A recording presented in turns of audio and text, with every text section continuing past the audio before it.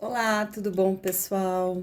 Hoje eu vim realizar para vocês o trabalho de revisão de conteúdos. Vamos começar pelo exercício número 1, que fala assim: considerando que cada aula do ensino fundamental dura 50 minutos, o tempo de 3 aulas seguidas expresso em segundos é de. Então, pessoal, primeira coisa, né? Então, vamos prestar atenção na pergunta, que é o tempo expresso em segundos. Aqui no enunciado, o tempo foi dado em minutos. Então, para a gente começar a fazer essa conta, a gente vai ter que saber quantos segundos eu vou ter em 50 minutos. Eu sei que em um minuto tem 60 segundos. Então, se eu quiser saber quantos segundos tem em 50 minutos, basta fazer 50 vezes 60, porque cada minuto tem 60 segundos. Então, eu vou fazer essa continha aqui. Eu faço 6 vezes 5, que é igual a 30, e acrescento esses dois zeros aqui no final da conta. Então, em 50 minutos, eu tenho um total de 3.000 segundos. Muito bem, ou seja, 3.000 segundos é que tem em uma aula. Aqui no enunciado falou que são 3 aulas, quer saber esse tempo durante 3 aulas. Então, agora eu vou pegar esse número, que é o valor 3.000, e vou fazer vezes 3, certo?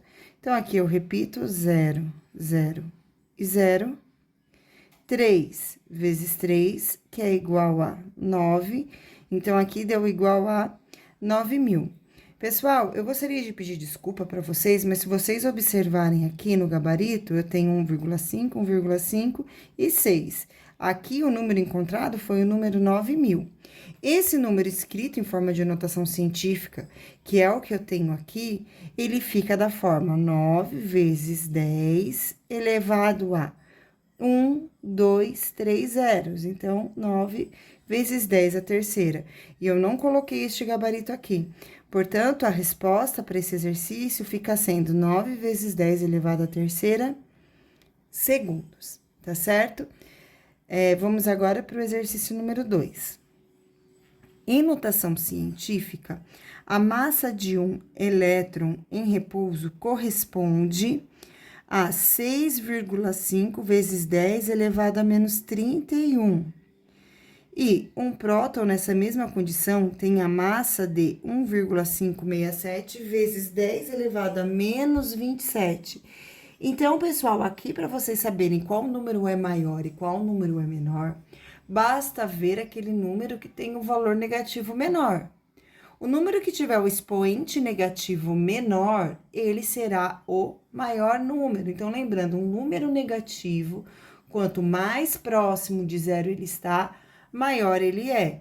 Então, aqui, este número, que é um número negativo, ele tem um algarismo menor, que é o 27, que é menor do que 31, porém, se trata de um número negativo. Então, esse número aqui será o menor. E nesse caso, quem possui a maior massa é o próton. Então, resposta, próton. Exercício número 3. Se 6 mais raiz quadrada de n é igual a 31, calcule o valor de n. Então, pessoal, aqui nós temos uma igualdade, é uma equação. Nesse aqui é o primeiro membro, e aqui tem o sinal de igual, e aqui desse outro lado é o segundo membro. O primeiro passo para solucionar uma equação é isolar a variável. Então, é isso que eu vou fazer. Eu vou deixar aqui a raiz quadrada de n no primeiro membro da igualdade, e aqui eu tenho 31, e aqui é mais 6, ele vai para o outro membro como menos 6. Então, diz que raiz quadrada de n, 31 menos 6, é igual a 25. Se aqui eu tenho uma raiz, significa que eu calculei a raiz quadrada de um número e o resultado dessa raiz quadrada foi igual a 25. Para saber que número é esse, basta eu fazer 25 elevado ao quadrado. Ou seja, 25 vezes 25. 5 vezes 5, 25, vão 2. 5 vezes 2, 10, mais 2, 125, mais 2 vezes 25, que é igual a 50. Então, deu igual a 625. Portanto, o valor de n é igual a 625, porque raiz quadrada de 625 é igual a 25. Seguindo, exercício número 4. Um forro retangular de tecido traz em sua etiqueta a informação de que encolherá após a primeira lavagem, entretanto, seu formato. A figura a seguir, a primeira lavagem, mantendo, entretanto, seu formato. A figura a seguir mostra a medida original do forro e o tamanho do encolhimento. Então, tá vendo? Esse valor aqui expresso por x é o encolhimento, e aqui no comprimento, que eu tenho aqui, esse valor que é representado por y. A expressão algébrica representada, que representa a área do forro após ser lavada, é 5 menos x vezes 3 menos y. Nessas condições, a área perdida do forro após a primeira lavagem será expressa por... Então, nós temos aqui esse produto e agora eu vou realizar a multiplicação. Então, eu vou fazer o chuveirinho. Então, eu faço 5 vezes 3, 15. 5 vezes menos y, menos 5y. Menos x vezes 3, menos 3x. Menos x vezes menos y, então, menos com menos, mais x, y. Logo, eu fiquei com essa expressão, né, ó, 15 menos 5y, menos 3x, mais xy. Resposta alternativa C. Seguindo, então, pessoal, exercício número 5. Conhecendo os polinômios a seguir, então, P, Q e R. Então, o valor de P mais Q mais R é igual a... Vamos lá, então, nós vamos ter que somar, né? Então, eu tenho o polinômio P, que é igual a 3A ao quadrado, mais 4AB, menos 4B ao quadrado, menos A. Esse é o polinômio Q. Polinômio A é 2A mais B ao quadrado. Então, eu vou escrever o A ao quadrado embaixo do A ao quadrado para facilitar a minha visualização. E o B ao quadrado eu também vou colocar aqui, mais B ao quadrado embaixo do B ao quadrado. Esses aqui não tem, eu vou representar por zero. Se não quiserem, não precisa representar por nada, tá bom? Então, 0A, porque não vai fazer diferença nenhuma na conta. O outro polinômio é esse aqui, menos 4A ao quadrado. Então, eu vou escrever aqui embaixo do A ao quadrado. Menos 3AB, eu vou escrever aqui embaixo, menos 3AB. Mais 2B ao quadrado, então, mais 2B ao quadrado. E aqui, mais 2B. Então, esse aqui é o A, tá zero, e aqui mais 2B, desse jeito aqui. E ali não tem... Agora, pessoal, a gente vai somar os iguais. Então, quais são os iguais? Estes aqui. Então, 3 mais 2, 5, menos 4, 1 ao quadrado. 4AB menos 3AB vai sobrar 1AB, então, mais AB. Depois, menos 4 com mais 1, menos 3 com mais 2 vai ficar menos 1B ao quadrado. Aqui eu tenho A, menos A mais 0 mais 0, vai ficar menos A. E aqui mais 2B. E, de novo, eu vou pedir desculpa para vocês, porque aqui eu não vou ter o gabarito para essa questão. Porque aqui nós vamos ter que parar aqui, a gente não tem mais nenhuma parte literal semelhante, né? Lembrando que B ao quadrado eu não posso juntar com B, A eu não posso juntar com A ao quadrado, porque se a parte literal é um pouquinho diferente, a gente não pode juntar. Então, essa daqui é mais uma questão que está sem gabarito, tá bom? Qualquer dúvida, vocês podem me procurar na sala de aula. Exercício 6.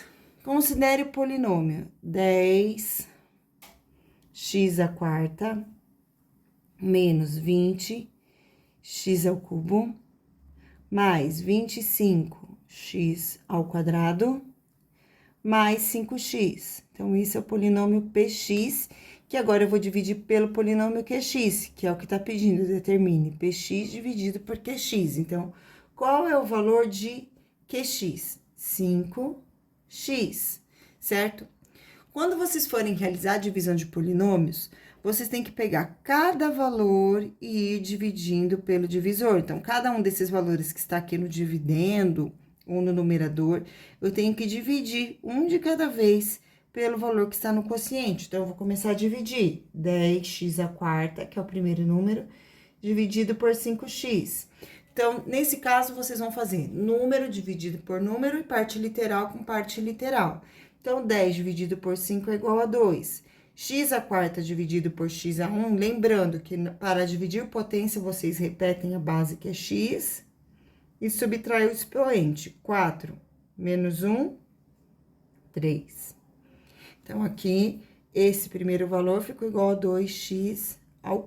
Vamos para o próximo. Menos 20x², dividido por 5x. Menos com mais. Menos 20 dividido por 5, 4. X é igual a 2. A 3 menos 1, menos 4x². Depois, 25x² dividido por 5x. Então, eu faço 25 dividido por 5, que é igual a 5. Aqui, base, repete que é x, 2 menos 1, 1. Então, aqui deu mais 5x. E para finalizar, falta o último valor, que é 5x dividido por 5x, e tudo isso aqui é igual a 1. Então, aqui mais 1, ok? Então, a resposta fica sendo 2x² menos 4x² mais 5x mais 1. Muito bem, gente. Seguindo agora, vamos para o exercício 7, que fala assim. Um cartão é retirado aleatoriamente do conjunto de 40 cartões numerados de 1 a 40. Determine a probabilidade do cartão retirado ser um número primo. Certo. Pessoal, aqui nós temos um conjunto, né, que são todos os casos possíveis, que é igual a 40. Lembrando que para fazer a probabilidade, você sempre tem que colocar casos possíveis e sobre, né? Então, no denominador, vocês colocam todos os casos possíveis e no numerador, na parte de cima da fração, vocês colocam os casos favoráveis. Então, aqui eu tenho uma probabilidade, então, a probabilidade de A, vou chamar assim. Então, todos os casos possíveis, são 40 porque tem 40 cartões. Aqui em cima, tá pedindo o número primo, então, eu vou ver os números primos que nós temos aqui, entre 1 até 40. Então, eu vou ter aqui o número 2, 3, 5, 7, 11, 13, 14, 15, 16, 17...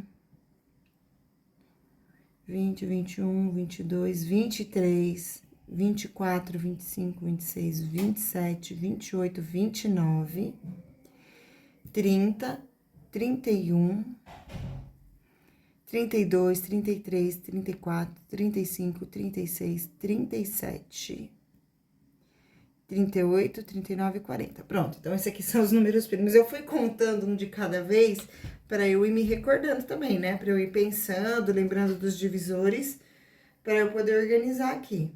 Então, aqui ficou da seguinte forma, ó. 1, 2, 3, 4, 5, 6, 7, 8, 9, 10, 11. Então, eu tenho 11 números primos, um total de 40. Então, 11 em 40. Essa é a probabilidade. Porém, pessoal, vocês já estão no 9º ano, então você já tem condição de escrever esse valor em forma de porcentagem. Como faz isso? Basta fazer 11 dividido por 40. Então, daí nós começamos. 11 é menor do que 40, então eu coloco um zero aqui e acrescento 0,1 aqui. Número que eu faço vezes 40, que chega mais próximo do 110 e não passa, é o 2. 2 vezes 40 é igual a 80, resta 30. Aí, agora eu venho aqui e acrescento 0. O número que eu faço vezes 40, que chega mais próximo do 300, é o 7. 7 vezes 40, que é igual a 280, resta 20. Aí, eu vou colocar outro 0. Número que eu faço vezes 40, o resultado é igual a 200, é o número 5. 5 vezes 40 é igual a 200, resta 0. Então, a conta acabou aqui. Para escrever em forma de porcentagem, agora basta pegar esse valor e multiplicar por 100. Multiplicando por 100, é só andar 2 casinhas com a vírgula, e eu vou ter aqui que essa probabilidade é de 27,5%. Então, a probabilidade de eu tirar um número primo entre cartões numerados de 1 a 40 é de 27,5%. Vamos agora para o exercício número 8. Uma prova de múltipla escolha com 60 questões foi corrigida da seguinte forma: o aluno ganhava 5 pontos por questão que acertava e perdia 2 pontos por questão que errava. Então, 5 pontos ele ganhava e 2 pontos ele perdia quando ele errava. Esta prova tinha um total de 60 questões. Se um aluno totalizou 125 pontos, qual o número de questões que ele acertou? Gente, 60 questões são todas as questões, as certas e as erradas. Então, eu vou chamar X de questão certa e Y de questão errada.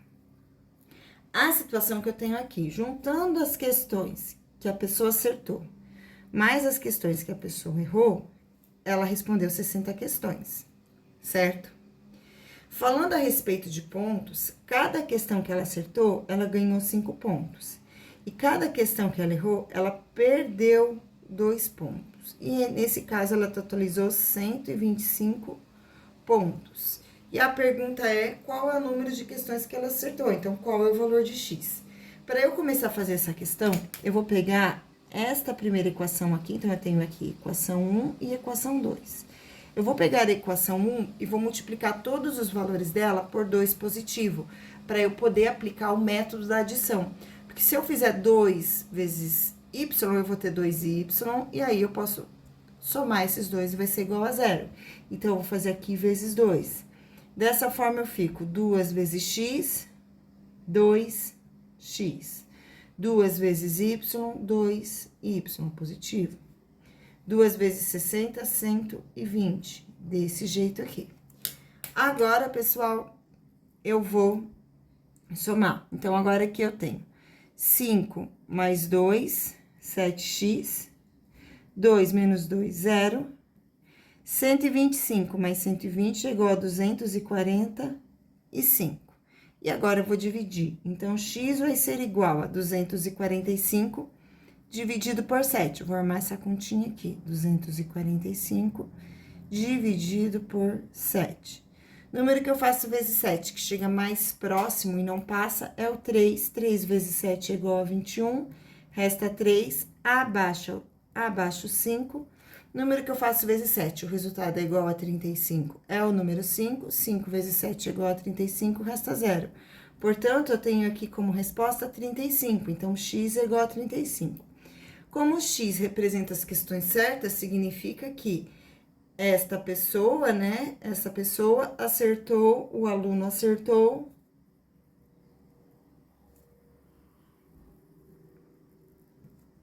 35 questões. Muito bem, pessoal, essa foi a nossa primeira parte da videoaula, espero que vocês tenham gostado. Qualquer dúvida é só me procurar na sala de aula. Beijos e tchau!